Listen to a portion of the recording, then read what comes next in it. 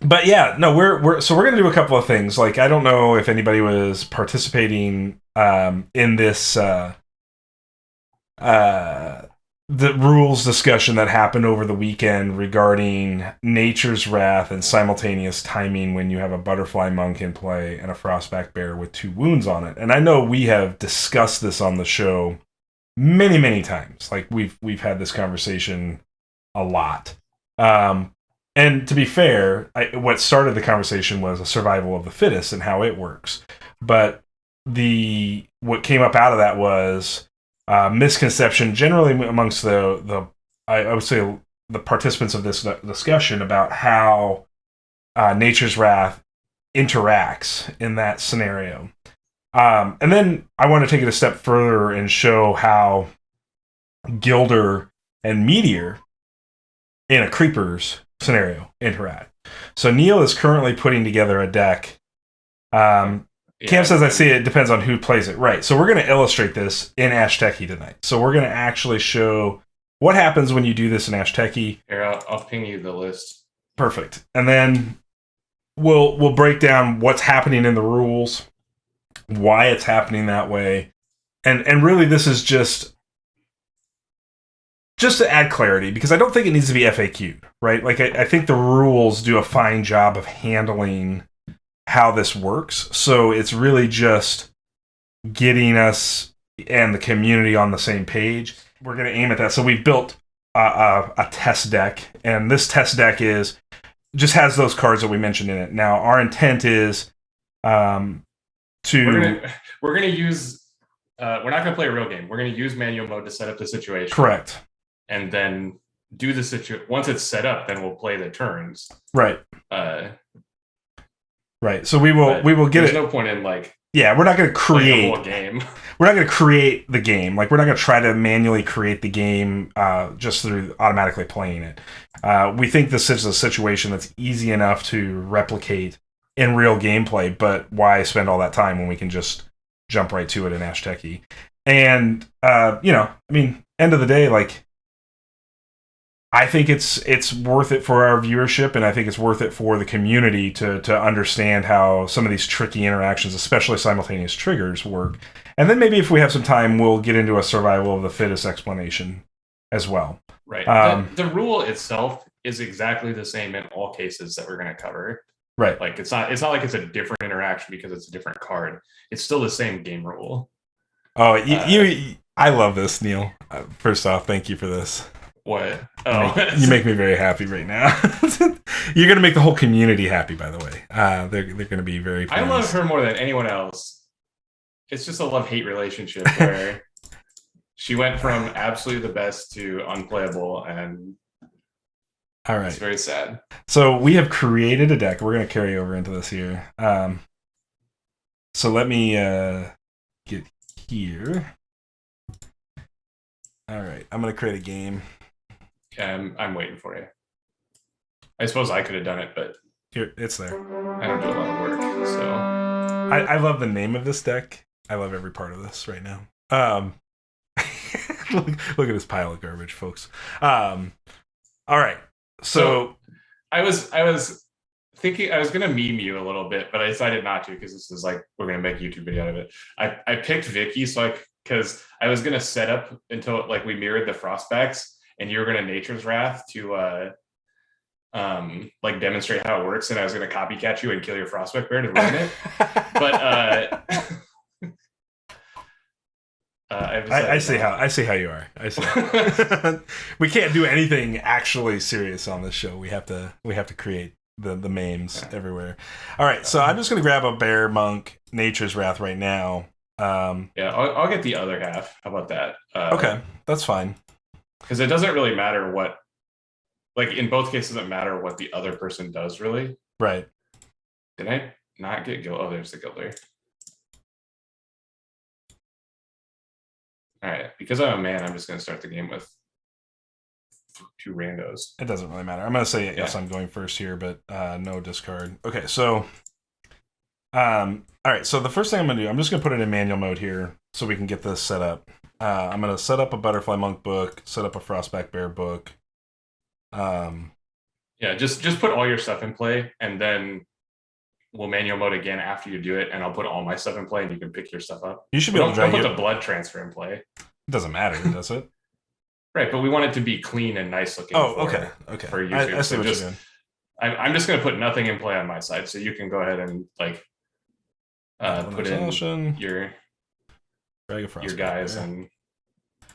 Or I grabbed the wrong thing, but whatever. Modify tokens. Add an exhaustion. Raise by 1. Exhaust this die. Exhaust this die. Let's just exhaust this die. Okay. And we'll pretend like we played it at some point in the turn, but yeah. The actual dice exhaustion doesn't matter very much. I just wanted to for the sake of clarity, right? Like these are the dice that have been spent up to this point. Yeah, we can. This allows for like a screen grab that makes sense. If that would be a thing. Add 1 damage. Okay, so I've got a bear with 2 damage and a butterfly monk. It is my turn right now, right? So, if I were to play the Nature's Wrath right now, why? It doesn't matter. But we're just for the sake of this discussion, I would go ahead and go, my main action is Nature's Wrath, play this action, and then you can see Ashteki did it for us here. It said, mend 1. You can see the bear does have 3 damage tokens on it now, but Ashteki is interrupting by actually ordering the Butterfly Monk first by priority. So it's... Is it meant to do that? I don't know. I don't know. Maybe if we had something else with an on-death trigger in play, we could check it and see if it picks for you. This is interesting because right now, this game state where you have bear with 3 damage on it and monk with 1 damage on it, per the rules, the person that controls the Nature's Wrath should now pick which one dies first. Correct. And Ashteki is choosing the monk for us right now. Right, which is what you want to do, of course. Correct. But I don't know if there was no step where Ashteki let you pick, then we need to clarify that. And actually, it didn't work. So that's not right. Yeah, that's not how it works. That is not how it works. So this is going to be. What did you click on the bear? I clicked on the bear to mend. Yeah. Okay. So let's drag it back here. I think it's correct that it's trying to choose a logical choice here, Cam, but it's not working. So that did not work as intended. Right. Okay, because by rule, let me go back here. Add 1 damage. Modify tokens. Add 1 damage. Okay. So by rule, I'm going to pull the rule book up here. So we're going to get the rules out. Because I want to explain what happens here. Reborn rules. Reborn rules. I thought I downloaded the rules. Maybe they're just on a browser window. Hold on.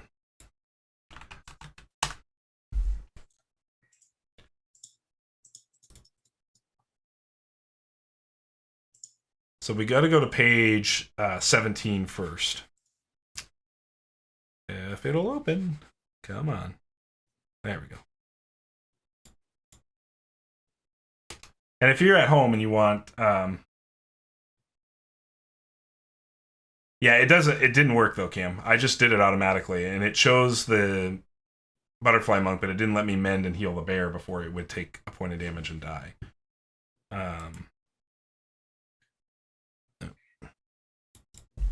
17. All right. So what we're looking at here is called, on page 17 under Simultaneous Effects here. Hopefully you all can see this. Is this large enough for you on screen? It's effects that affect multiple units or other game elements. And 2 things happen here when we play an effect that affects all, like this. The first is, and I'm just going to read the rule first outright. So effects that affect multiple units or other game elements, example, spells, cards, etc.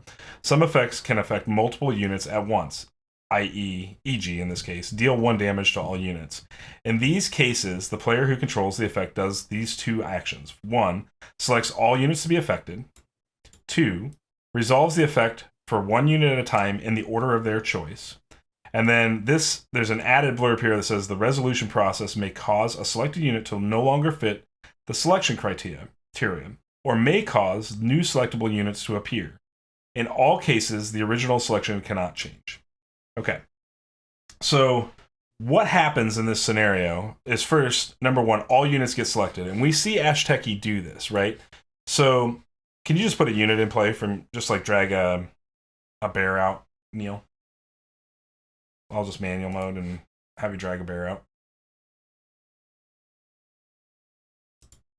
I got an unexhausted die anyway, so.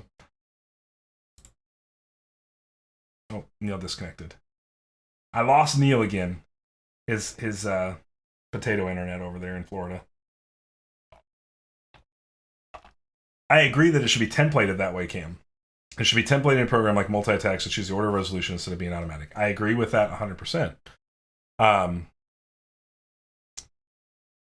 not sure how he's going to do that, so we'll see here. But we'll share this with Dijon as well, because it's clear Ashteki's not resolving this correctly.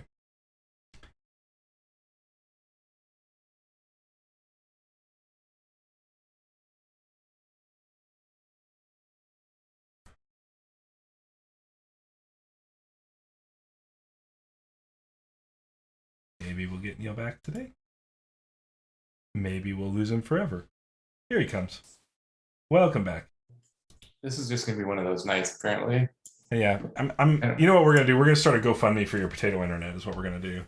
I think that I have a short in my motherboard. That sucks. Like, it's really unfortunate because like just sometimes it's either my motherboard or my power supply. Yeah. It just like loses power and then the motherboard picks it up and restarts the computer. Mm-hmm. And it's rough. Yeah. The components are expensive and I don't want to have to replace them. Yeah. You should have a request for manual mode on your side right now, Ashteki. Do you? Yep. See? Okay. All right.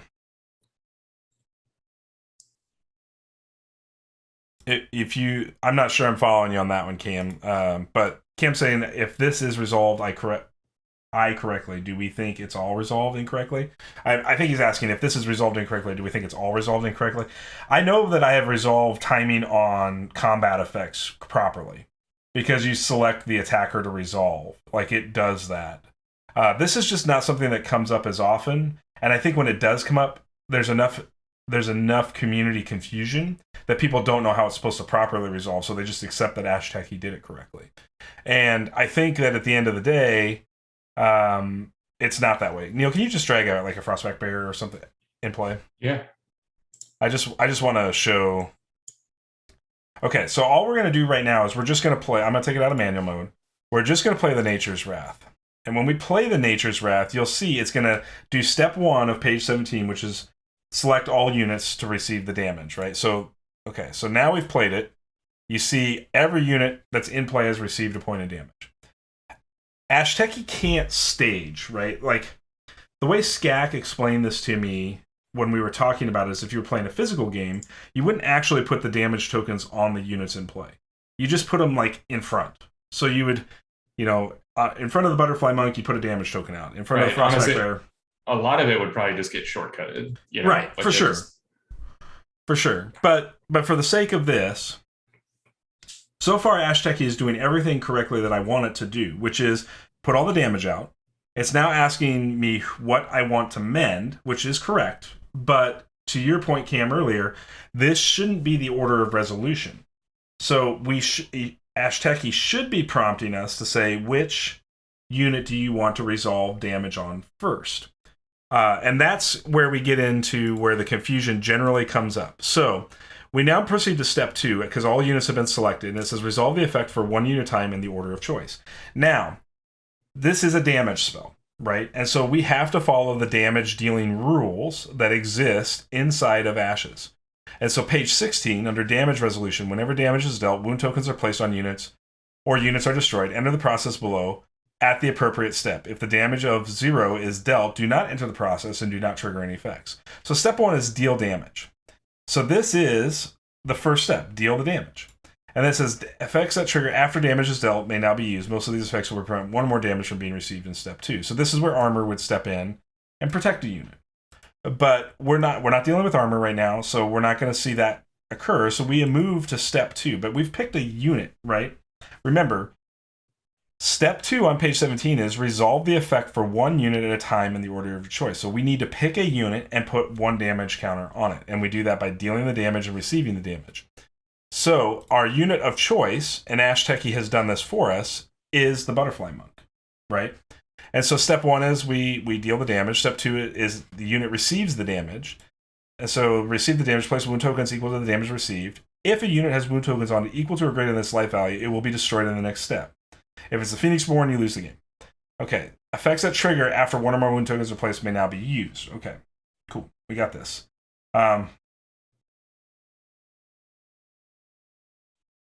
The correct Schmendrick says the correct resolution is a buff to Butterfly Monk in a world with Fester.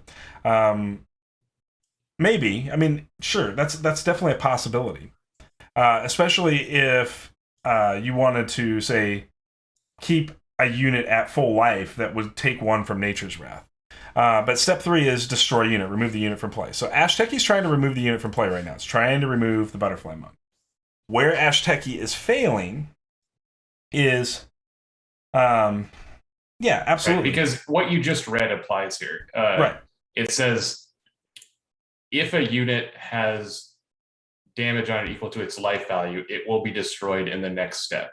Right. Well, we're not at the next step yet, but this process should be interrupted by the Butterfly Monk to take that third wound off the bear. Well, you actually haven't done any part of this to the bear technically, so I'll get back to that.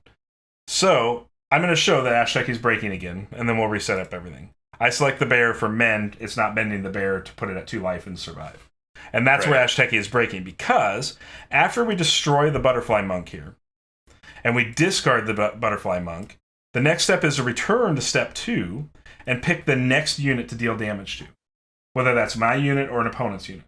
So in this case, we would have chosen our Frostback Bear, and when we do the Frostback Bear, we would put the one damage token on it. We would then let the bear receive that 1 damage token. But remember, the Butterfly Monk's already mended 1 time here, so the bear went from 2 to 1 technically, and then it would receive the damage.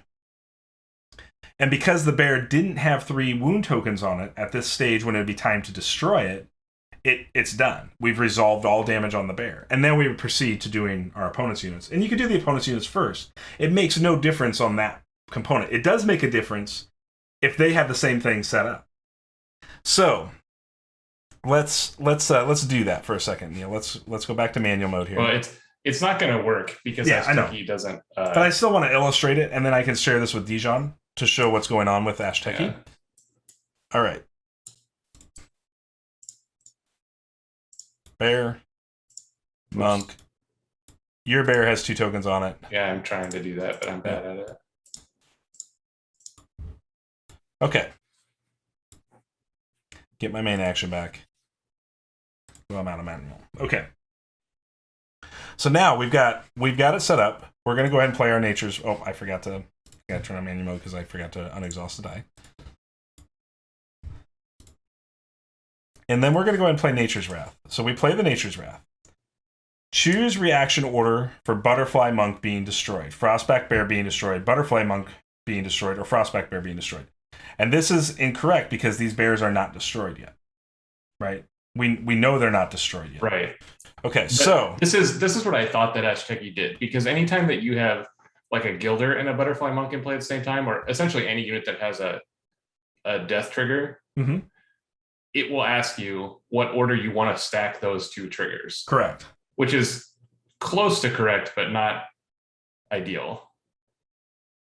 So what will happen in this scenario, if I choose it, what should happen is my ability to choose the Frostback Bear on my opponent's side to take 1 damage before the Butterfly Monk can be chosen. Right? Like, what should happen in Ashteki is all of these units should be selected with no damage applied to them. And then I should have to choose the order that each one's going to take a point of damage. So if I'm the controller of the Nature's Wrath, I could choose my opponent's Frostback Bear. It takes a point of damage and dies. No death triggers happen. Then I could choose my Butterfly Monk, or his butterfly monk for that matter, and he'd have to choose a valid target for mend or basically do 0. And then I would be able to choose my butterfly monk to heal my bear. And that would leave me with a bear up in this scenario. So it's important to understand how this works, because I do think there's a general consensus amongst the community that this isn't how this functions. And Ashteki's not obviously doing it right either. And so we need to correct that, right? Like, we need to get with Dijon and company and say, hey, this is not working. This is not the way it's supposed to work. It should be sort of like, I'm trying to think of, it should be like Shadowhound. When you play the Shadowhound, it asks you to choose a target for your first point of damage, and then asks you to choose a target for your second point of damage. But these are non-targetable effects, which means that your opponent can't react to them. So it just needs an interface similar to when you attack with more than one unit. Right, exactly. So you pick the order of attacks. You pick the order of the resolution of the damage. Absolutely.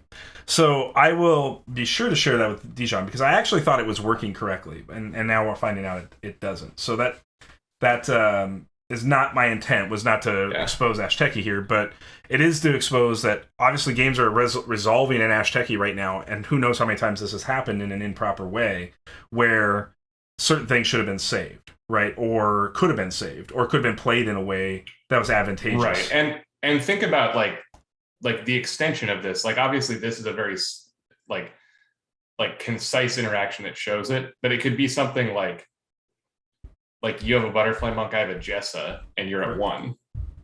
And literally it would either kill you or you survive. Right. Whether or not the mend happens before the screams. Right. Maybe scream says after, so maybe it's a bad example, but like it applies. I don't know what screams actually says. I just thought of that, because the difference between when and after is a little different. Right. But this happens all the time, and we can show the other scenario you had. Yeah, with the meteor. With the meteor. And then for the YouTube video, if you're going to cut a YouTube video of this, maybe we should just manual mode the whole thing. Mm-hmm. And so we can illustrate it visually. Let's do that. Let's do that for this example, and then we'll do the Gilder Butterfly Monk example. I'm glad we found the problem, because that allows me to point Dijon at it and say, hey, you need to get your team to fix this. So I'm going to go manual mode here. Cancel the prompt. Won't let me cancel the prompt. All right, hold on. Let's just mend.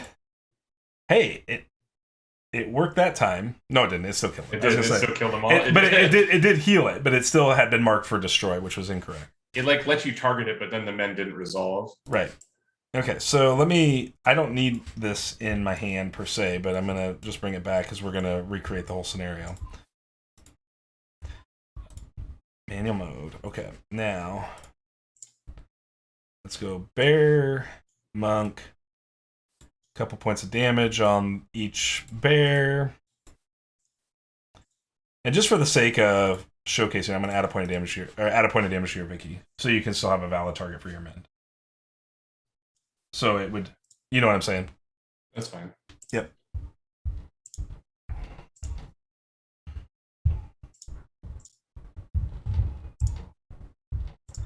Okay, so we're full mirror match here. Full mirror match. Yeah. I guess I should exhaust my stupid dice so nobody gets confused. How much did I spend? 3, 4? You should have 4 spent. Yep.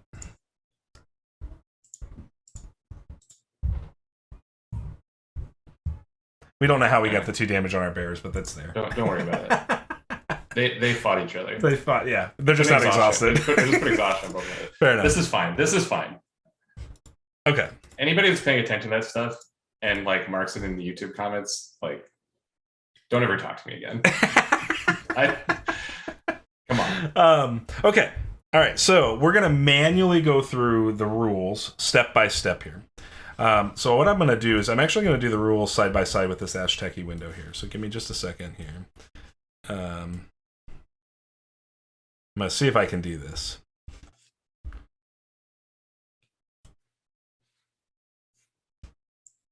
All right. I don't need my conjuration pile. That's fine. And I'm in manual mode, so First step here is to exhaust my main action, of course. And then we're going to play the Nature's Wrath, which I can't exhaust my dice. You can't see it, but I would exhaust the Nature's Wrath. And that right there would trigger the process of putting 1 damage on all units at my choice, because that's what it says here. Resolve the effect for 1 unit at a time in the order of their choice. I'm the controller of this Nature's Wrath, so I get to choose the order. So the first thing I would do is put 1 damage on my opponent's Frostback Bear and kill the Frostback Bear, right? The next thing I would do is put 1 damage on my Butterfly Monk, trigger the Mend, and choose the Frostback Bear, which would heal the bear down to 1, which is now working correctly this way. I would then go ahead and do, let's do 1 damage on my bear, taking it back to 2. And then I would do 1 damage on Neil's Butterfly Monk, which would trigger a Mend on his side, and he would get to choose targets because it's his effect.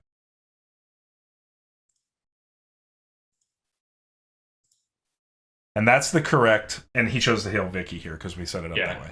That is the correct resolution of a Nature's Wrath into an opponent's board. And be aware that, like, essentially all we're illustrating here is that because Jesse controls it, he has full power of choice. Right. And so there may be a game state where you want to do it in a different order, but the game state that we set up, we attempted to make as simple as possible to illustrate that when you control the effect, you get to do all the good things for you, and you get to do all the bad things for your opponent. Because Correct. We were sitting in a mirror mode situation, but obviously it was much worse for me than it was for him. Right. Right. And that's the whole component of these simultaneous effects that affect multiple units. So that is the resolution order. So now let's that is working 100% off of the damage resolution process from page 16 of the rulebook, and the effects that affect multiple units rules interaction from page 17 of the rulebook. So these rules do lay it out, but what gets people confused is, I believe, is when they get to this resolve the effects for 1 unit at a time, I believe they think they enter the damage resolution effect and deal step 1 to everything, step 2 to everything, and step 3 to everything, step 4 to everything in that sequence. And that's not true. You deal 1, 2, 3, 4, 1, 2, 3, 4, 1, 2, 3, 4, 1, 2, 3, 4. So it's important to understand that, because it's a huge advantage to these AoE spells. It drastically changes the way that the game like plays when that happens, if you do it wrong. And it is unfortunate that Ashteki isn't working correct right now. But I'm confident that Dijon and company will get this fixed and be part of a future update. And I would imagine it won't take them very long to get it there. Well, I'm sure that this is not an easy thing, but I know that they're very competent. So right. Okay, so now let's go ahead and set up that Meteor Gilder creepers interaction, because it can be wild, right? Like this is one that can really it's the exact same thing we just showed, but it'll just be different units in play, right? That, like, it's literally the same interaction, because I guess we're not healing it, but we're saving the luminous seedling from dying, right? And you can actually have a regular creeper in play before the seedling comes into play and make this still work. Sure, we can show that, yeah. Yep. In this case, it needs to be double power. Right, absolutely, yeah. So let's do this one. I think is a little simpler to reiterate. Okay. And then we'll show the creeper thing. So you can get rid of your Frostback or whatever. I don't know if you have a Frostback in play, but let's just see what Ashteki does when I try to play this card normal and see if it breaks. Okay. Because maybe Meteor is programmed differently than Nature's Wrath. Could be.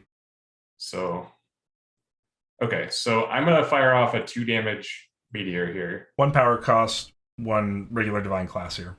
Right, this should do 2, right? It should do 2. 1 and then 1 more. Is it my turn? I don't even know. No. Here, I'll end my turn. Okay, pass the turn to me. Yeah. Okay. Okay. So I'm gonna fire off my meteor. This should kill the Gilder and the Seedling, but what I want to happen is I want the Gilder to die first, put a counter on the Seedling, and then the Seedling won't die to 2 damage. Similar to how the Nature's Wrath worked just now. We'll see if it does that. Nope. And it did not. So that didn't function correctly. Right. Because it should put a counter on, and then the Seedling should see that it should have 3 life, and then it should take 2 damage with 3 life. So we'll redo this, and we'll show how it should work then.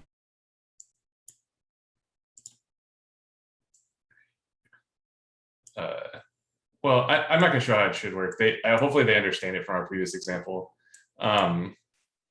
where what should happen is you pick in this case, it actually is 2 steps because of how Meteor works. Right. So Meteor is going to happen to do 1 to everything. There'll be 1 on Gilder, 1 on Seedling.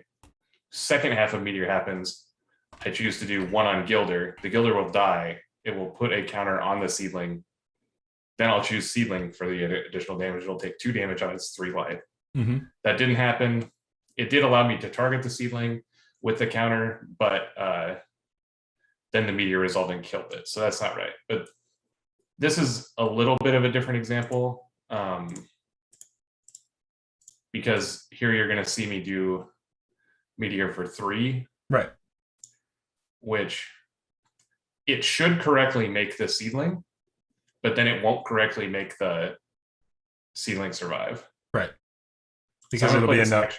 Yeah, I would just play it in manual mode so that we can show it that way. Okay. So go ahead and drag your Meteor to your discard and exhaust both of your power dice. Okay. So we'll play Meteor with 2 power, so it's going to do 1 to everything. So the first step of Meteor, we'll just go through this one by one here, is deal 1 damage to all units in play. So go ahead and deal a point of damage to the Gilder, and deal a point of damage to the Creeper. Creeper dies and makes a Seedling. Makes the Seedling. Okay, so now we've got a Seedling in play. The next step is then deal damage to all units equal to the number of power dice spent to play the spell, which in this case you spent 2 divine power. So you can choose the order of this based on page 17, step 2. Choose the order that you're going to apply the 2 damage tokens to your units in play. So you'll add 2 damage to the Gilder.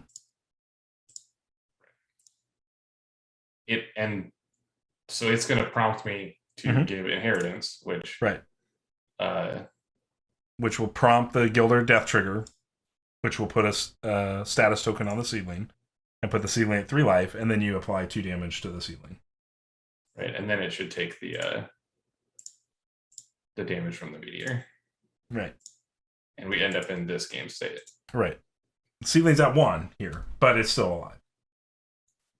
And this is an important thing to understand, because if I was the player of the Meteor, like if I played Meteor on Neil, I could choose the order where that Seedling dies before the Gilder would die, and would prevent the status token from hitting from Gilder into the Seedling. So let's flip that just for a second to show that. I'm going to grab a Meteor from my deck here. Okay.